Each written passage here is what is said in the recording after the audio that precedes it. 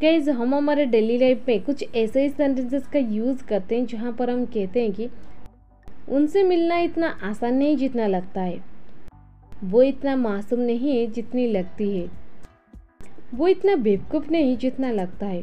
So guys इस प्रकार के छोटे छोटे वाक्यों को हम हिंदी में तो बड़ी आसानी से बोल लेते हैं, बट इसे इंग्लिश में कैसे कहेंगे, इसके लिए कौन से स्ट्रक्चर की यूज़ करेंगे आज के इस वीडियो में हम सीखने वाले हैं। इस प्रकार के सेंटेंसेस को इंग्लिश में कहने के लिए पहले आपको यूज़ करना पड़ेगा सब्जेक्ट, इसके बाद हेल्पिंग वर्ब, हेल्पिंग वर्ब के बाद आपको यूज़ कर देनी है नॉट, नॉट के बाद वर्ब, वर्ब के बाद एज लिख देनी है, एज के बाद एडजेक्टिव यूज़ करना है, एडजेक्टिव के बाद आपको यूज़ कर देनी है फिर से एज, इसके बाद सब्जेक्ट, सब्जेक्ट के बाद आपको यूज़ कर देनी है सिम्स। चलिए कुछ एग्जाम्पल के मदद से इसे और भी बेहतर समझने की कोशिश करते हैं। ये इतना आसान नहीं जितना लगता है। It is not as easy as it seems. It is not as easy as it seems. देखिए यहाँ पर जो आसान है ये एक एडजेक्टिव है, यानी इजी एक एडजेक्टिव है, इसलिए हम आज के बीच में इजी को यूज़ किया।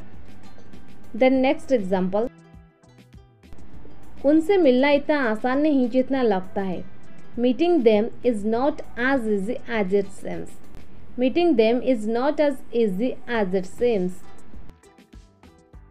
वो इतनी मासूम नहीं है जितनी लगती है।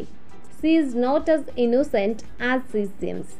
She is not as innocent as she seems. वो इतना बेवकूफ़ नहीं जितना लगता है। He is not as stupid as he seems. He is not as stupid as he seems. अंग्रेजी बोलना इतना मुश्किल नहीं है जितना लगता है।